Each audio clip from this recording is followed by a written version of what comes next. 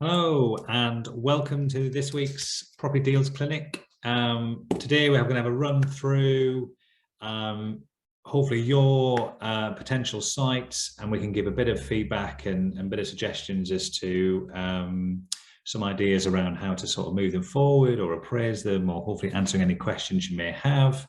And yeah, so really hopefully a nice interactive session between myself, which I'll introduce myself.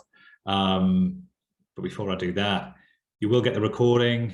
Feel free to ask questions throughout, and there'll be a little poll at the end as well, just for some feedback. But my name is Andrew Green, the Customer Success Director here at Nimbus. Previous to Nimbus, I was 10 years at Taylor Wimpy in the land and planning team there, so have hopefully a good understanding of any land or planning issues, both acquisition, appraising, legal structure, whatever it may be, both on new build resi, but also while I've been at Nimbus, a lot of HMOs and commercial to residential developments and all that kind of stuff as well. So hopefully we can give a bit of feedback and get you on your way, and hopefully get you completing on some fantastic sites. So enough of that. We can get into Nimbus and we can have a little look around, but I will stop sharing my screen a second so that we can hopefully open it up to anyone else. So if someone would like to raise a hand or pop a question either in the Q&A section or the chat section. So if you look in your little toolbar bit at the bottom, feel free to put a question or a site forward, raise your hand. I'm just trying to see if I can see if anyone's raised their hand. And then I'll bring your mic up and we can have a chat and maybe bring up your site and sort of talk through any ideas around how we can sort that. So first thing that's come through on the chat, hi Andrew, where does churches sit when it comes to commercial to residential projects? Will there be difficulties for me? Interesting question, Oliver. I will refer to my use guide here. Churches, I'm guessing a D, I'm guessing it's a D, or is it an F? Schools, non-residential, places of worship, so it's class F1, which don't have any permitted development rights to residential other than temporary permitted development rights to sort of halls, museums, clinics, health centres, that sort of thing. F1 and F2 are sort of the community type assets, which in planning terms is going to be more difficult to convert to residential. I think the sort of the view that I'm getting is it's a lot more like, anything which they see as sort of surplus to use, a lot of sort of secondary office locations and retail and all of that kind of stuff. Yes, just like give people PD rights to get those converted and get them to residential. Anything which is obviously going to be sort of, high values, main parades, all of that kind of stuff. There are PD rights, but it doesn't seem like that, the councils will certainly start arguing a bit more. And is it the right place for residential? We'll see. But community use is pretty much, it's in the realms of sort of allotments and all that kind of stuff. And, councils have got to balance that. They want to make sure that they're still having key elements for that community as well as just turning it all into housing. So in that sense, I think you've got to then show that there's a, that the church no longer want to run the site, that they've found another site and now this is then surplus to requirements. And I don't know, you might have to argue, that there's no more use, there's no other churches who are looking for a suitable building that, which this one is. And if that's the case, then maybe you could then start arguing it, like like with a lot of these, and I sort of keep sort of saying that same thing. A lot of the discussions so we had at Taylor Wimpy are with those planners. Ultimately they're the ones that make the decision. So yes, you can sort of debate and everything else with planning consultants, but getting in front of the planners and saying, look, this particular building in this particular instance, then have a look, and maybe there's, they've got a list of requirements. I have to say I've not dealt with a lot of churches, so I don't know off the top of my head, but maybe they have a list of requirements for churches. Maybe there's, religion groups who are saying, look, we're looking for space. Can you provide one? And maybe then, like I say, they'll turn around and say, absolutely no chance. We've got a waiting list of 3 churches that are all desperate for some location. Or they might turn around and go, you know what, we've just had feedback that, there's a surplus and churches are wondering what to do and how to minimize their sites, and therefore they might be interested. But it's up for sale at the moment, not off market. So in that instance, yeah, if the church is selling it, then there is definitely an argument to maybe say that it's surplus to their requirements. Again, I would probably, just to be, for my confidence level, I would probably try and get in front of the council under a pre-app and just say, look, you're looking at buying and developing this site. This is what I'm thinking of doing.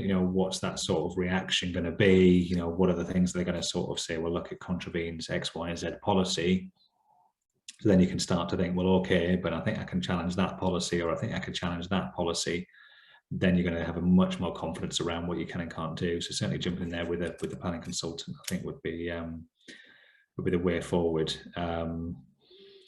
Yeah, an interesting one. I'm trying to think. Yeah, either a planning consultant, but ideally speaking directly to the planners to get you a feel on it.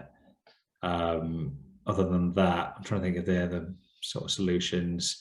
You could have a look through a planning export for that local area. So I mean, I don't know whether you want to say Oliver, sort of what local authority it's in. Appreciate if it's off market, you don't want to be sort of giving the address away, but I don't know whether, if you want to say what local authority it's in, because what we could end up doing is then saying, through that planning export function, is looking for other planning applications involving churches, specifically for residential. But if we just said church in, let's pick a lovely, Hampshire or something, East Hampshire district, let's do a search across there and export that. Then what this is going to do is essentially find any other applications and see what applications involve churches and what it involves. So let me just open this up a second and share that. Oh, I realize my screen's stopped sharing as well. And now my computer's not letting me open that up. Bear with me 2 seconds. Here we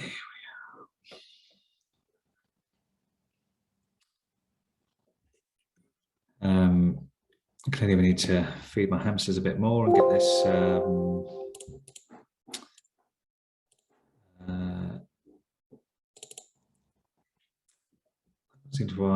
can't seem to open an Excel on the laptop. Excel's downloaded, it just won't let me open it up. So that seems to be saying the same for any Excel at the moment. So that's something I need to have a look at with, here we go. Oh no.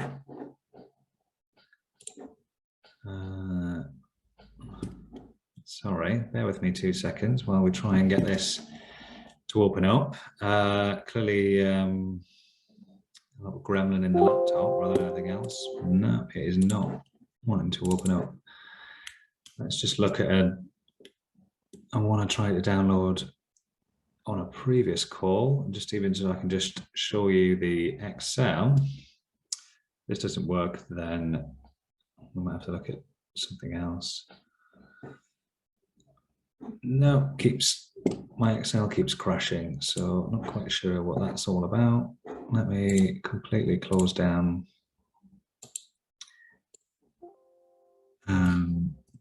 Excel to to be honest, what I'll do is I'm conscious that you don't want to be watching me playing around with Excel while we're on a webinar. So I'll see if I can come back to that. Maybe once we've got some other questions and stuff, and I'll see if I can sort of somehow get my Excels to be working again on that one. But fundamentally, what I was going to sort of show you is you can bring up the Excel with all the planning applications referring to any keywords. So if you put in that church, we can then have a look and see whether there's any other sort of church conversions to residential development, or maybe to an office or something, you know, to look for some of the higher value use, and then we can get a feel, was it approved, was it not approved? Not only that, you know, being able to click in the link, see the sort of consultee responses and all that kind of stuff is then going to give you a real good understanding as to what that council is going to say for that kind of application. So certainly the planning export, planning, realize I'm not sharing my screen, planning, under the exports, bring this up, search in the local authority that you're interested in.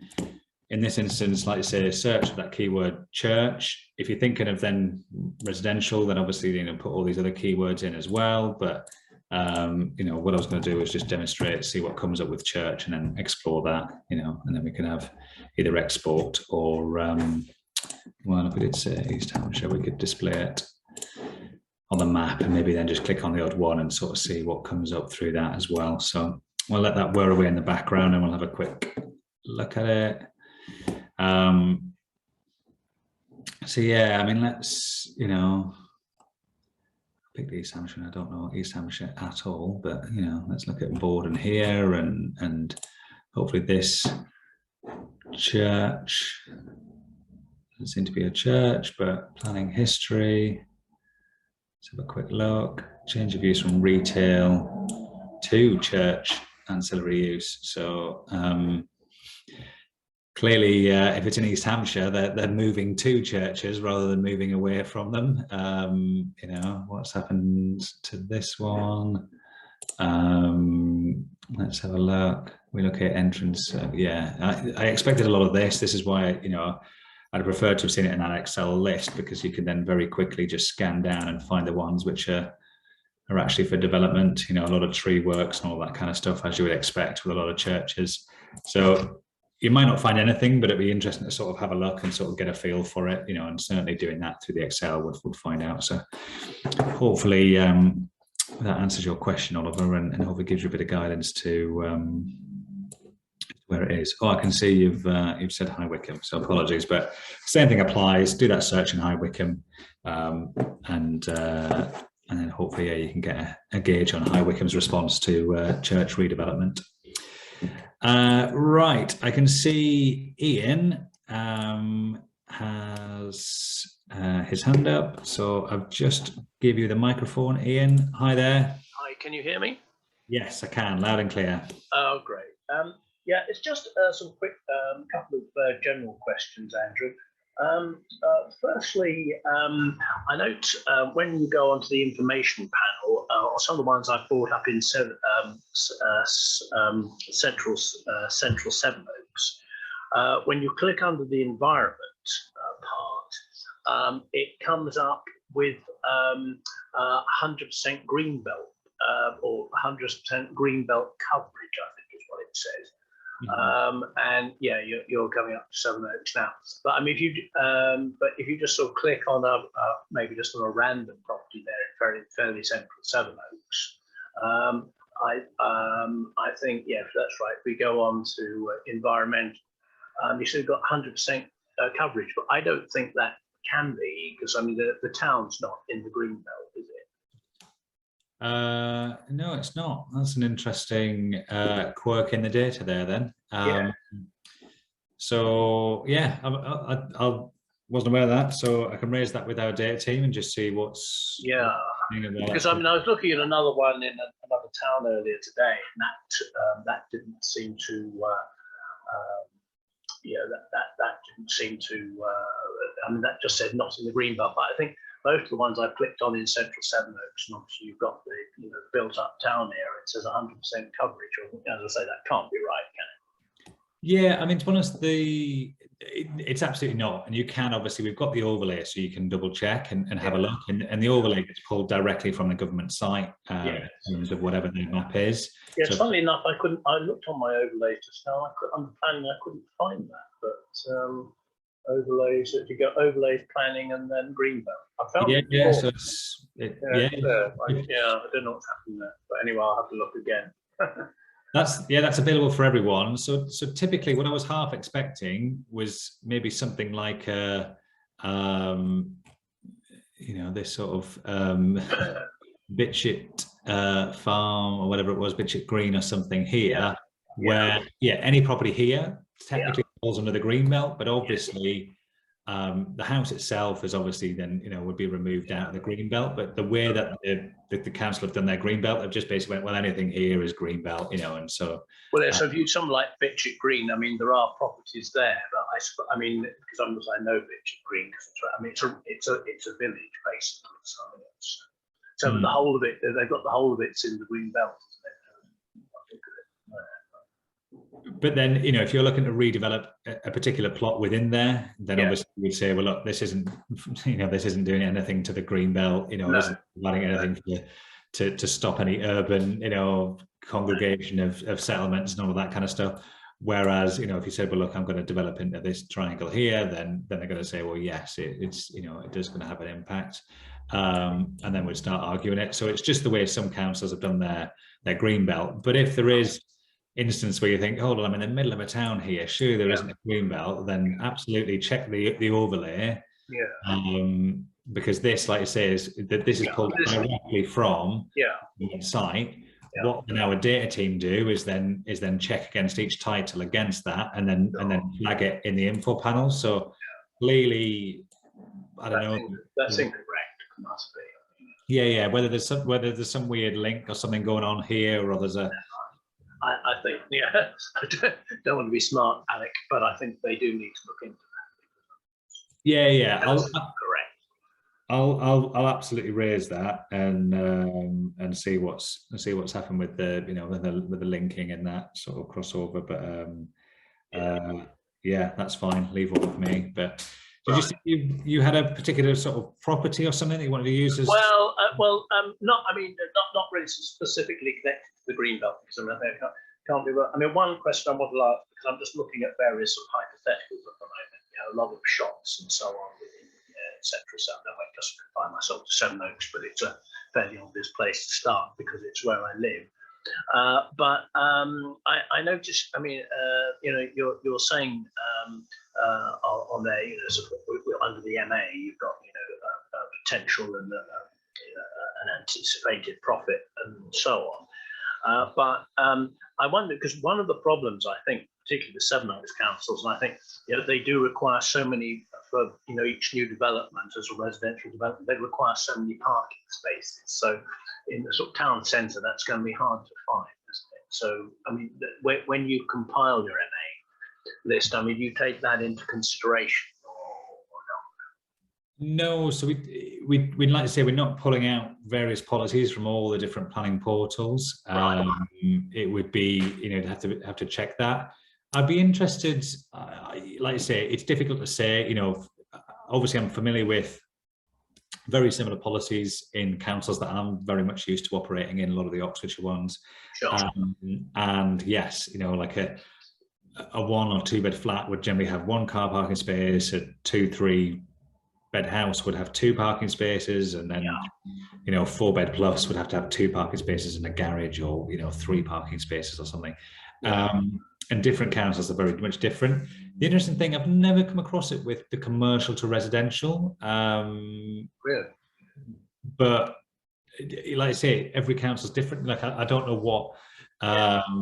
Is it Sevenoaks Council? Is that the? It's Sevenoaks District Council. District. District.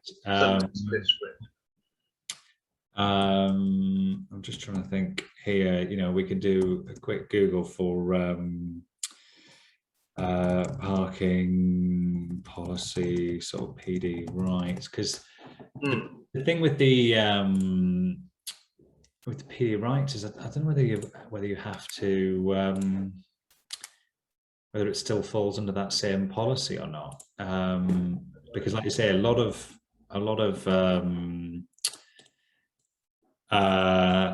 these things don't. I mean, so here you've got 1 2-bed flats, 1 space per unit, 1 space per unit. So that's city. So that's quite interesting. So Sevenoaks have got theirs split down. Right. City centre, edge of centre, or I see. Right. Or suburban. Obviously, we'd need to understand whether we're, which one we're in there. But I'm just wondering whether there's any anything around sort of PD rights to sort of say that it doesn't apply. This is maximum. So it's saying here, nature of guidance, maximum. Reduced or even nil provision is encouraged in support of demand management and the use of land. Okay, that's quite a useful thing to say, isn't it? Quite a useful argument. So then in that instance, like say, they're saying, look, if you are building flats, you're only allowed to provide up to 1 space per 1 or 2-bed flats. And therefore, you could argue we don't. And certainly, I would say if you're in town, city centre, which is typically where your class MA opportunities are going to be. Here I'd be saying, look, there's no argument, and like you say, you'll be within. It's typically sort of 800 meters of a bus stop to be sustainable and all right. That. So there is a bus depot in the middle of Sevenoaks, so most of those fall within that, I would think. Well, there's a big car park there. Somewhere around there. So in that instance, you'd be easy to be able to argue from a sustainability point of view, we don't need any car parking. No. It makes sense to one of these units, and to be honest, I probably would be picking out these odd ones here, like a those ones I've looked at, yes. So the parking might not be too much, but that's interesting, isn't it? What did you do, Andrew? There, you just Googled parking under PV rights, did you, or whatever? Well, it's one of Sevenoaks parking policy. I mean, I think if you would still get that that guidance table there. So it runs through. Yes. The only thing I would say, February 2015. Is there a more updated one? But for speed, I've just simply Googled it to try and get something. But obviously, what I would recommend is going through the portal. Well, this is their parking, isn't it, rather than the parking, planning policy. But going through, we can click on the links. Obviously, in here as well, we've got the links to. The planning policy here. So we've got all the links. We can go through to their planning portal and start looking up any of their policy and all that kind of stuff. So there are ways to go through and find their latest one. Yes. Just to make sure that we aren't referring to some old one and they've changed their policy. 250. Well, that's a long time ago, isn't it? Long before MA. So Well, and actually, like I say, they might have updated it to say, look, anything that's under PD rights now, that's becoming a much bigger thing than it was before. But that's the way to do it. Have a little look around, look for the well, you know what they call it? They call it their guidance table for residential parking. So you can find the latest one for that. I mean, I could, because I did speak to those people that you recommend at the bottom of the control panel, what do they call themselves? I'm trying to remember their name now. But they advise on the mass report or whatever. They advise on the likelihood of getting. So I mean, they're presumably up to speed on all that stuff, but of course you do have to pay them. But, absolutely. So I mean, these are like I say, it's not Nimbus, it's a separate company, but yes, that we've worked with, and ultimately if you're new to mass reports, then obviously they'll talk you through it. But they themselves go away and they check all the policies, all of the comparable applications, all of that kind of stuff. You know, we supply them with some data and everything else, but they pull in lots of other things. They've got whole teams of people who do all that, you know, but yes, you pay sort of per report for everything you do. So a slightly different thing, but yeah, a really good way of just getting a feel for it. To be honest, that's arguably this, you know, the step before a pre-app with the council, you know, to sort of look, actually, this is everything you need to do. They've got a whole list here of the different reports, haven't they? There you go. Yeah, they do. I booked a demo with their chap Mohan tomorrow, but what was it going to say? Something else. Oh yeah, I mean, maybe a good planning consultant could maybe just a quick phone call off the top of their head, because they're likely to be, they're likely to know what I'm parking. Yeah, absolutely, and like you said, the you know, those planning consultants, if you're looking at who to speak to, then that planning export is going to be the Excel. I'm just trying, while we're talking here, I'm just trying to see if my Excels work again, but yeah, it just seems to be not working, but just while you're doing that, Andrew, I don't know if this would be of interest to you and anybody else, but I was just at the driving range the other day, and I happened to see a guy who is a builder and property developer, and he was talking about the problems they've got with the deliveries and stuff like that. And he said now you're looking, and I don't know the same in other parts of the country, but I would imagine it'd be similar. You're looking at about £220 a square foot for a new build, and about £170 a square foot for conversion. Wow, I have to say, a lot of the calls I have now are people saying material prices are just going up and up and up and up, and it's massively impacting on their build costs. 220, for new build is certainly probably one of the highest sort of figures I've had. But if you're down in the southeast of England, then it doesn't surprise me. No, it's expensive part of the world. Yeah, but even in the, I spoke to someone who operates in the north recently, and they said, look, our build cost isn't that much cheaper. Right, really. Our labour is a bit cheaper, but labour as a percentage of your whole build is small. So well, this is it, because materials are going to be about the same countrywide, I would think. But I mean, it's just labour's going to be less.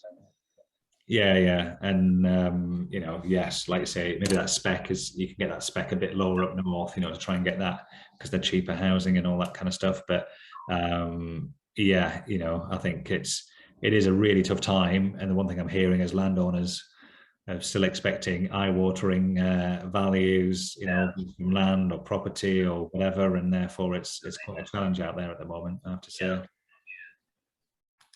But that's where we come in, and we can help you find lots of opportunities, so right, sure. I've managed to get my Excel working, so I appreciate it wasn't your point, but for Oliver, who's hopefully still listening, this is that Excel, and then we can look to try and find any development type applications, which it doesn't look just by sort of, there was a conversion or demolition of part and new extension, but I know you're looking at High Wycombe, so you can do that there. But for you, Ian, if you're thinking, right, great, I want to work with a planning consultant, then you have your agent details here and the agent company here. So simply, when you do that planning export, get these up, and then we've got a whole list of people. Well, this was a church one, isn't it? So these are a whole lot of planning consultants who are working with a church, but obviously if you do one for residential development, that's going to be a whole lot of people who are then working with, residential development in that local authority. So if you're looking at Sevenoaks, you do one for Sevenoaks, and find out which architects are the key players in that area. Right. That's the way to do that. Yeah, sure. Okay, fantastic. Any further questions, Ian? No, I think that's everything for the time being. Thank you very much indeed. Thanks. No problem. All right. Yeah. Best luck with your searching in Sevenoaks. I certainly will. Thank you. Thank you very much. Cheers. Thank you, Andrew. Thanks. Bye now. Bye. So I've got another one here in the chat. It's Oliver again. Anyone else, feel free to post any questions or raise a hand, and I can come to you as well. But in the meantime, Oliver's asked, I'm new to Nimbus Maps. Can you recommend advise what to look at, research in my area, High Wycombe, to discover what type of strategy will work best in my area? The process you would go through with Nimbus. Yes, absolutely, Oliver. So let's go over to High Wycombe. I think fundamentally, where we see the greatest opportunities right now are arguably outlined in the Elite Plus strategies. So this is the next tier up from the Elite platform. And this is Elite Plus, and it's a basic combination of various strategies which primarily fit within sort of three groups. You have HMOs, if people are looking into HMOs, so that's naturally buy to lets with the tax changes and all that kind of stuff. They're just, they're barely, they're barely worth it in terms of making any significant money. I think you've got to do them through a company and all that kind of stuff and all of that, to really sort of make a margin on them. Whereas HMOs, you're effectively doubling all of those returns through renting all the rooms out individually. A little bit of extra management, but you're doubling the returns, and therefore then it does become very interesting. So that's one of them, HMOs, both potentially where there's new HMOs. So I don't know whether there's an Article 4 in High Wycombe, which there isn't. So there's no Article 4. So therefore, to be honest, it's a bit of a free rein in terms of where you want to target for HMOs. Obviously, great little commuter town, High Wycombe, and therefore we can see where all the existing ones are if you want to invest in an existing one. Or if you don't, you want to find a new one, we're highlighting where we think there are the opportunities for new HMOs. Even if there was an HMO an Article 4 in place, which restricts it, we would still then highlight where we think you could get them through a planning application, not necessarily through PD rights. The next one is either residential development, sort of new build, or commercial to residential. They're the other sort of two strategies, of which commercial to residential includes sort of this, and this. And we can see here in High Wycombe, there are quite a lot of opportunities under commercial to residential. So the Conservative government at the moment, with their sort of build, trying to build more housing, they are essentially pushing more to this permitted development rights. So now, and the latest one is obviously Class MA.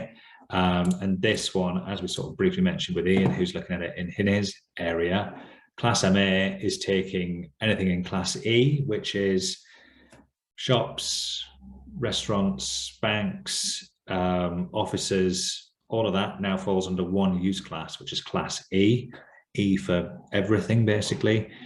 And that you can then convert to residential, assuming it meets certain parameters. Well, we've highlighted those, we've taken into account those parameters with the overlay. So all of these properties meet those parameters. And now we can click on any one of those, and we give a bit of an indicative appraisal as to what we think you could potentially make by redeveloping that particular property to residential, all under PD rights, so much lower risk in planning terms. This does make some assumptions around obviously the purchase price, which might not be that, might be much higher.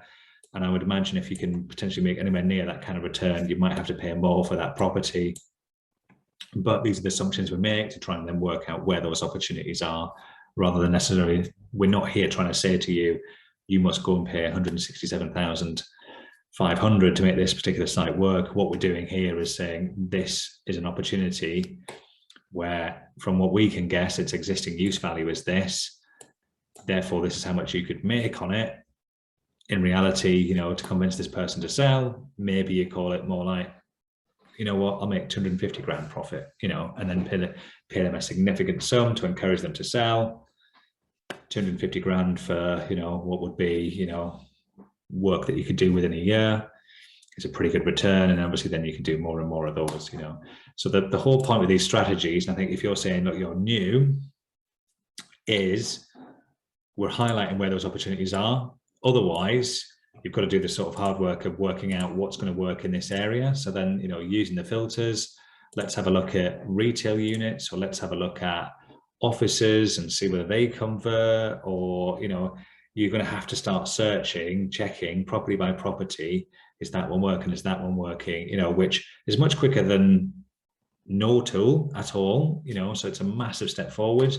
But if you're new and you want to get going super quickly, then I would recommend, like I say, getting these Elite Plus strategies, and it tells you where those opportunities are. You know, if you want to just convert above a shop, here's the opportunities. And these are all, you know, theoretically off market. You know, you can check to see whether there's something's on the market, but they're off market. So it's a case of sending out lots of letters and getting, ultimately what I'm sort of hearing is about a 1 in 100 response rate for you know, to actually close a deal from the number of letters. So if you send 100 letters based off the anecdotal evidence I'm hearing and everything else from what I'm speaking to, about 1 in 100. So, you know, caller had probably a couple of weeks ago now, they wrote 120 letters and they've done 1 deal off the back of it. Spoke to someone else the week before that, they wrote 300 letters and they're in discussions with 10 different people, and they think they'll close 3 of those, you know. So again, that 1 in 100 for them, 1 in 120 for the other person. So it's going to be somewhere around there, and for you to investigate each and every one of these is going to take some time, when we've already done the calculations for you and we've worked out what works. And therefore it's just a case of then, you know, investigating any one of these, clicking on the property here, click on the title number, brings up the information panel. We can see what's going on. It's a fabric shop, great, okay.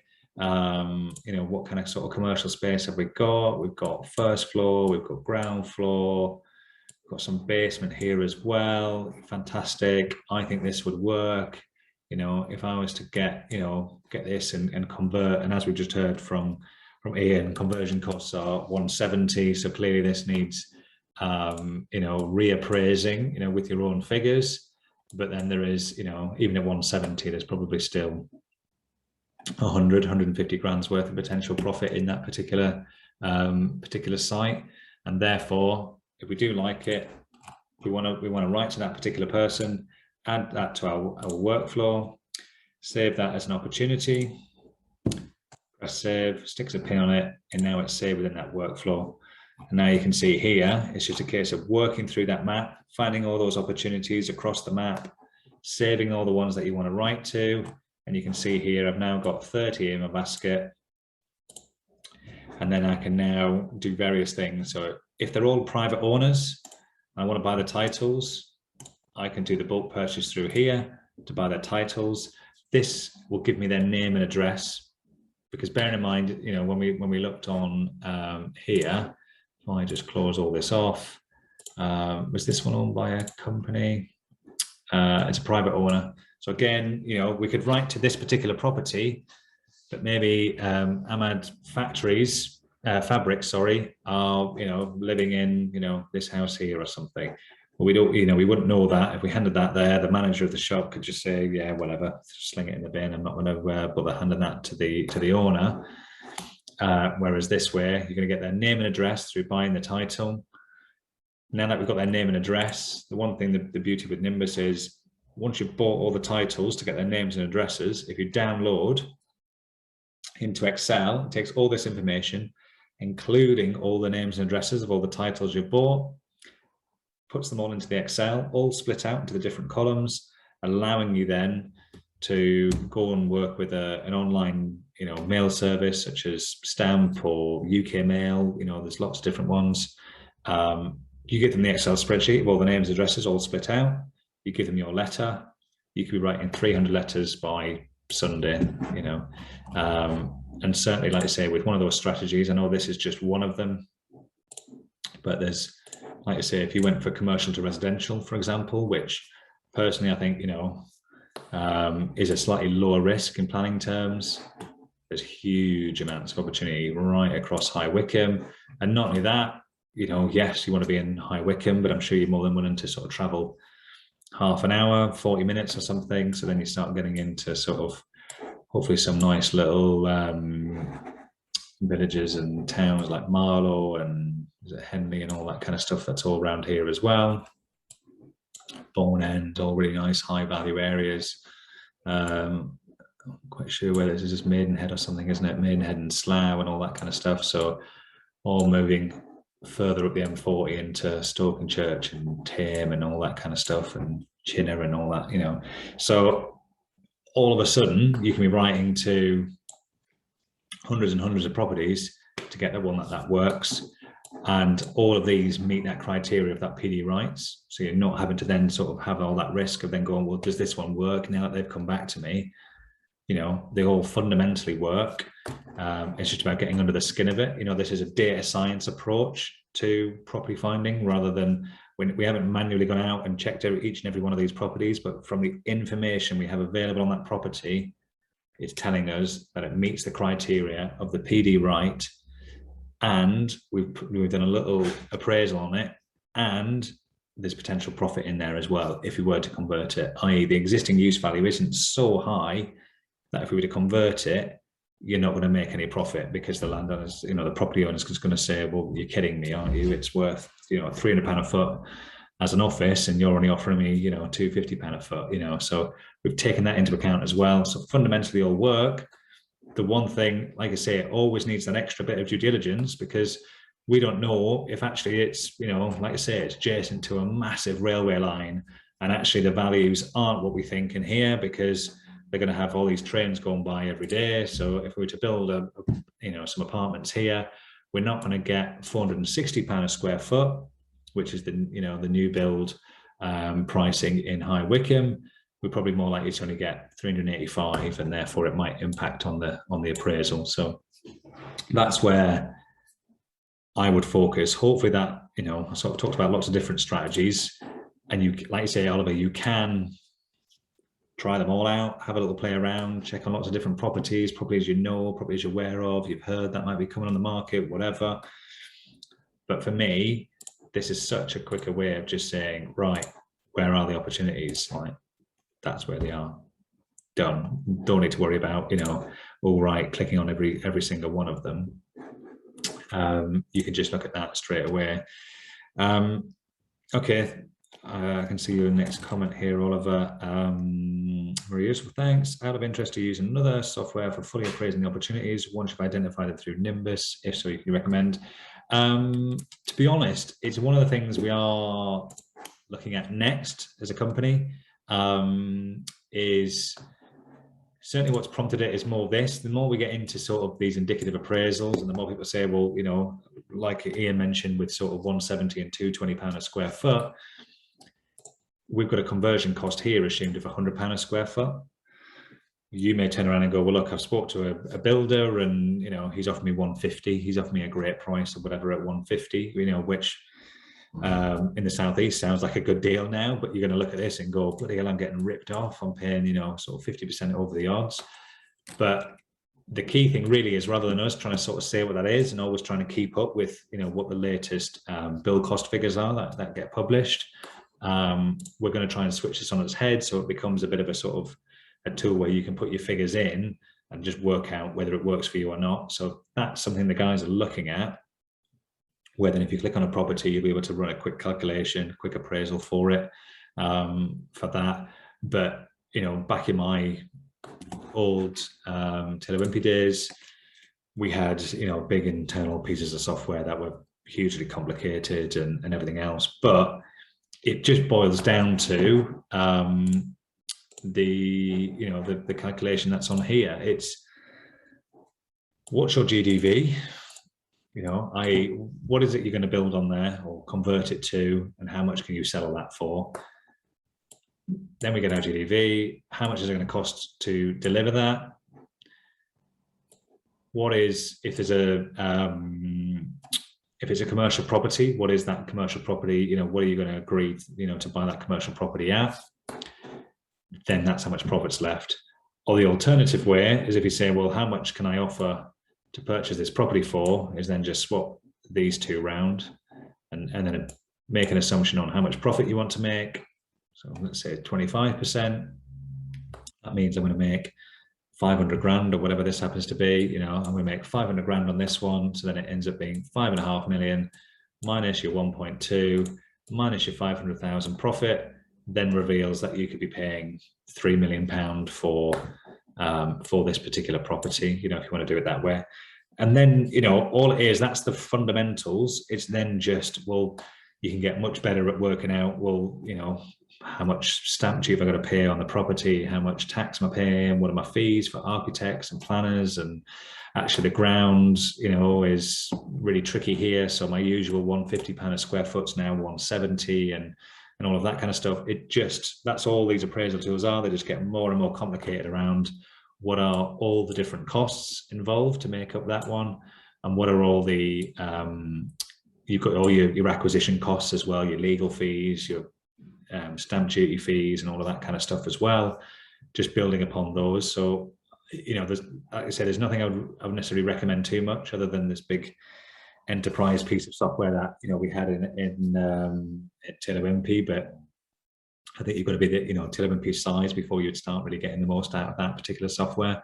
I think, you know, just a good Excel, you know, it just needs to be a lot of lines, you know, just simply, you know, which is what we did, being completely honest. We did have an Excel file that we would do our initial calculations on before then throwing them into the sort of this enterprise software piece. And it literally is just, you know, what are all of our costs? Great, you know, that's our bill cost. You know, what's all of our fees for planning and architects and all of that kind of stuff? Great, that's our fees. You know, right, what's our acquisition cost? Well, if it's £1 million, it's going to cost us 4% in stamp duty, etc., etc. You know, we're paying 20 grand's worth of legal fees because it's a big complex site and we're going to need lots of advice. You know, all of that kind of stuff all just goes in. So then you can work out, and for me doing, you know, typically big sort of residential development, which is, this was a Taylor Wimpy scheme here.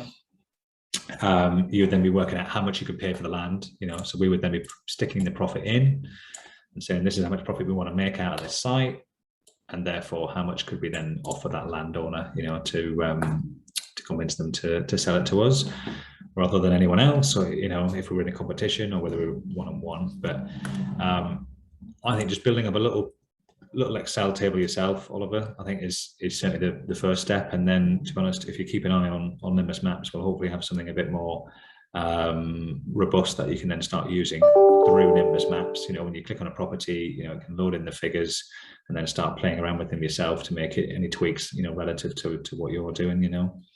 And then I think then it's, you know, then you'll be aware. You just click on opportunities and keep writing letters, and, you know, like I say, you write to enough people, you know, you will find someone who's willing to sell and happens to catch them at the right time and all that kind of stuff.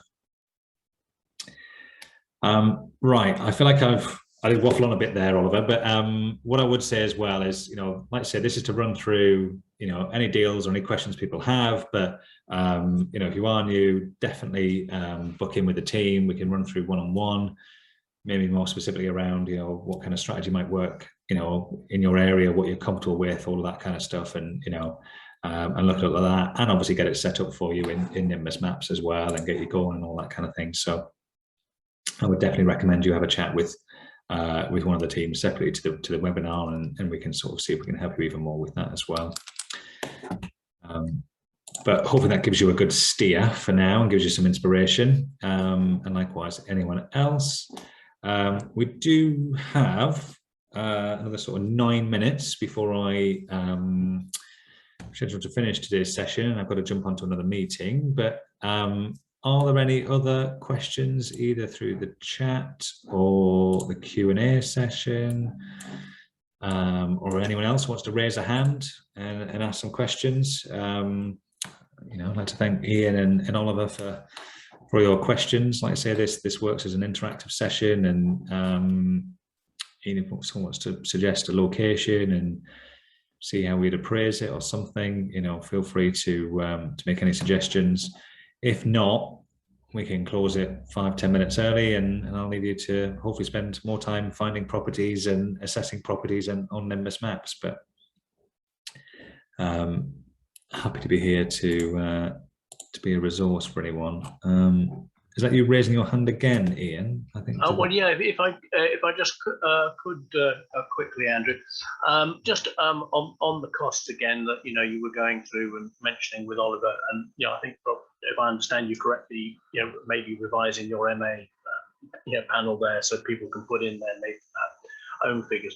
Because one thing I don't want to sort of put a wet blanket on things, but some of the ones you've done, like in Sevenoaks, you're giving a GDV rather of 640 a square foot. I think that is possibly a bit toppy, really, even of the central zone. I mean, in the private roads or very good roads in Sevenoaks with a new build, yeah, but I mean, I think conversion of a shop, to a flat, I think that will be a bit optimistic, to be honest, but it's just something I would flag up. No, I get that, and like I say, what we're trying to do here is just try and get a feel for it, So I mean, if we said, let's look at everything in central Sevenoaks here, so we're doing a sort of 500-meter radius of everything that's sold. Yeah, because I think when you go to, I'm not sure which section it comes under, but when you go up on the price per square foot, Sevenoaks, it gives you about 530, which is that's probably probably right. But I mean, I think put it up another 100 square feet for a new build, is a bit ridiculous. Just like a flat, that gives you 536. I think 640 is just like a converted shop or something. I think is possibly a bit. Yeah, well, this is based off of everything that's sold, whether it's good, bad, slightly indifferent, whatever. It's averaging out at 536. But what you can do is obviously do that comparable search, right, and actually get actual or properties, and then we can then start having a look. Yeah, you see, but well, there's one there, but I mean that's 820. But I said, well, you're probably just taking an average, aren't you? Yeah, well, this is that central area now. So this is central area and actual sold properties. Where we can then say, right, well, we're likely to be somewhere around here, and you're right. There's 570, 402 for 714, 478. The higher prices, I think, tend to be for the houses, which I mean, if you had a 1,000 square foot new build in the middle of Sevenoaks, then probably you would get 600 grand plus. It does look for that sort of flat size. It's somewhere between that sort of 360 to sort of 350. So so it's giving you 574. I mean, you've got the new build cachet that's possibly going to build it, put it up a bit, isn't it? I'd say 640 is a bit optimistic. It looks between 300,000 and 500,000, doesn't it? And I think that one there seems to be the higher one. We've got to go through to Rightmove. At which point you can then have a look inside it and sort of go, okay, well, they managed to achieve. Oops, sorry, we'll go back to what was it? So they managed to achieve 525. For this particular flight, what is it? 80 Borchia Road. So then we can have a quick look down here. Hopefully we can see it relatively quickly. No, clearly no. Okay, well, it's been forever looking at it, but then we can get a feel and say, okay, well, that was quite a nice spec, or actually what I'm proposing is a slightly better spec than that. And we can have a play around with all of those to try and get, like why you know, at this sort of level here, Mm. why are some getting 570 and someone getting 470, you know, or 400, you know, like, you know, Well, that can depend very much on the road, of course. Yeah, you know, the one thing I would say is this is always a dark art. You know, even in let's say my Taylor Wimpy days, there's a lot of debates with sales teams as to get the prices right. It's never you never just go, oh look, everything's selling at, you know, whatever, you know, 500,000, you know, like if we cool. And it all becomes very clear. You might find there is a grouping, and you sort of, you know, you go, okay, well, we're somewhere around there, but 350 or is it 355? You know, it's so difficult to get it to that level that it then becomes really difficult, and it is a bit of a dark art of getting that right balance. So it's always going to have to be a lot of investigation. What road's that on? Is it in good nick? Is it not? Oh, that one had a garage, but that one didn't.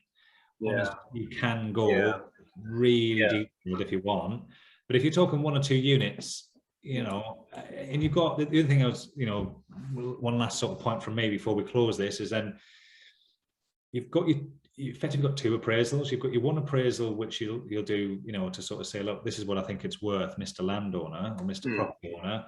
And, you know, in that instance, I'd be saying, well, look, prices are only £400 a square foot.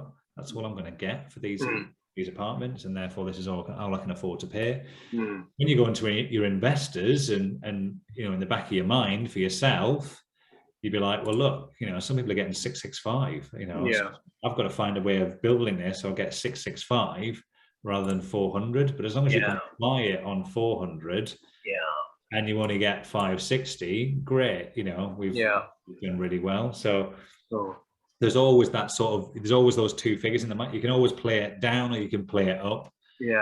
For investors, you want to play it up. You want to say, look, you've got potential, you know, to be, you know, if I achieve this, you'll make twice as much as what I think. If I achieve this, you'll still get your returns. You know, if we achieve this, you know, I don't think you'll ever achieve that, to be honest. You always want that sort of backstop of what you generally think. When you're speaking to the landowner and they say, you know, how come you only offer me 100,000 for the property? You want to be able to say, well, look, you know, look at all these examples at £400 a foot, £400 a foot, you know, that's all I'm going to get. And they're going to go, well, surely it's more expensive. And then you give another example, another £400 a foot, you know, they're thinking, oh, right, maybe you're right here. That's all I'm going to get. Now you've got so much more cover in your appraisal. Should house prices drop or whatever, then, you know, you've bought it on the basis of 400. As long as you achieve above that, you'll be laughing. Sure. No, I mean, I suppose planning consultants, obviously they will know regarding parking and that type of stuff. I don't know. Do planning consultants give advice on how much you could expect at the top end, or is that outside of that? No, it's one of the people you want to be speaking to there are your estate agents. Estate agents, land and new homes agents, all of that kind of stuff. So yes, you know, so you know, if I was appraising a site in Sevenoaks, then one, I'd be looking for all the big new build schemes that there were around, you know. So it looks like there's a whole load of stuff around here by the looks of it. Some big houses have gone in recently, but clearly there's not a lot of development goes on in Sevenoaks. It's very greenbelt constraint, isn't it? But it is. So, you know, but that's one, I'll be looking at all those new schemes, you know, so what are they selling houses for? All the real new build schemes. Then you'd also speak to a estate agent and say, well, look, what does a 3-bed go for in this town? What does a 4-bed go for, you know, with a good, decent spec? And they'll give you an idea as well. And so that, you know, that's the sort of the 2 routes I'd be going down, you know, and like I say, I've been there. I've sat in estate agents, you know, trying to get a feel for pricing. Certainly, if it's a new town or village or something that I've not been to before and I don't have a good steer on it. Like I say, my patch was all the way over in Oxfordshire, and I'm trying to think. You know, we've done schemes in you know, like little villages like this. You know, whereas the nearest scheme we've done sort of to that was all the way down in, say, Swindon, or all the way over in sort of Abingdon and Oxford area. So then, you know, you go, well, what on earth can we assume for figures here? Yeah. And so what that means is you speak to the local agents who deal with this area, you know, because, and then you sort of go, right, okay, well, we know there's some new build in Carterton. So we know we got a feel for, you know, what they're selling for. What's the difference on average between the two? Speak to those agents, you know, oh, we find Bampton people are paying 10% premium because it's further away from the, you know, the RAF base or whatever. And, you know, you say, okay, well, I think I'm going to get 10% extra, but you don't tell your landowner that. You just say, look, people only pay the same, and, you know, et cetera, you know. So it's about always thinking of how that negotiation is going to work. You know, you want to try and get it right for yourself. You're always trying to play that a little bit more cautious for your landowner or property owner, to try and sort of make sure you're not overpaying for that property at the same time. Sure. Yeah, that's very helpful. Thank you.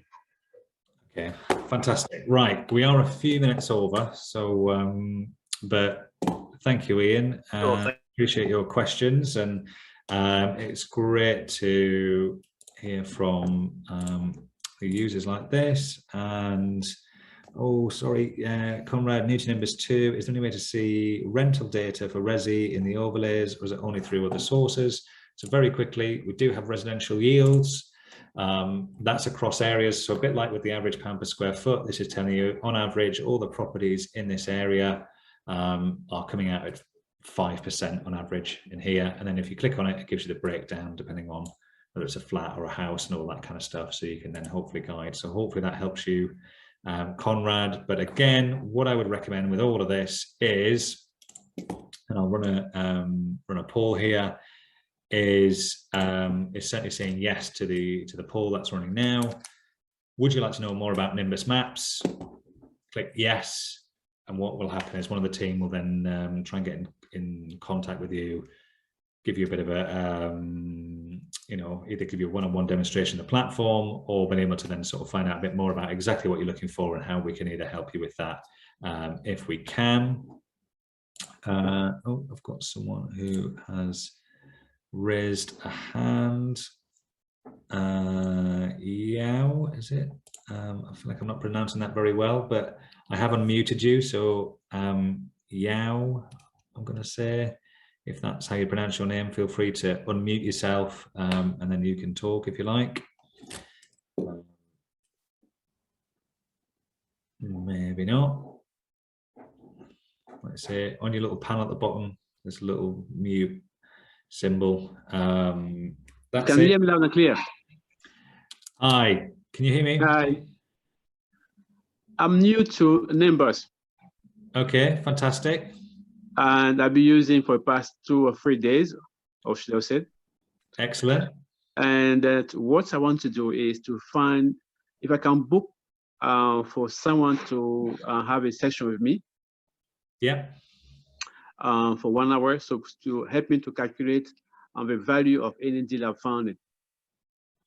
Yeah, absolutely. So what I would do, I've got the poll running here. I can't seem to see it anymore, but I've got that poll running. I can see some people have started to answer that. Do feel free just to say, yes, please. I would like to know more about Nimbus Maps, and then someone will get in touch with you to arrange a session to I run. can't see it. I can't see a poll.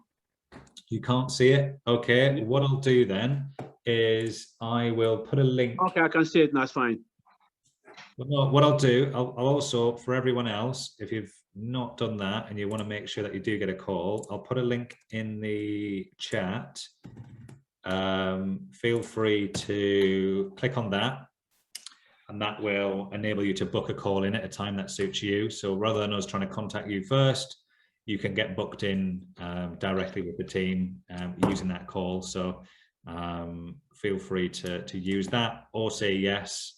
We can see you booked in. We won't pester you again. We'll speak to you on your booked in slot. If not, we'll then speak to you if you've said a yes, you want to find out more about Nimbus Maps. Fantastic. So hopefully that covers off all of the questions. And like I say, for anyone who is new to Nimbus Maps, absolutely, like I say yes, please, to finding out more about Nimbus Maps, and we'll get you booked in, because fundamentally that journey is, get a call with one of the team. We'll talk through about what you're looking to do and how we can help you. give you that demonstration, and then get you set up with a trial to sort of show you, give you a chance to be able to do that for yourself, and then make that call as to whether to sign up, you know, to continue that or not. Like I say, I've raised the poll. Hopefully I've answered all the questions. Let me end that. And it just gives me a chance to say, well, thanks very much for everyone who did raise some questions and suggest some properties. It's great to speak to you all. And hopefully we'll see you all again on either a one-on-one call or another webinar in the future, because we've got lots of things all helping people with their property goals. So thank you very much. My name has been Andrew Green with Nimbus Maps. See you all again soon. Many thanks. Bye-bye now.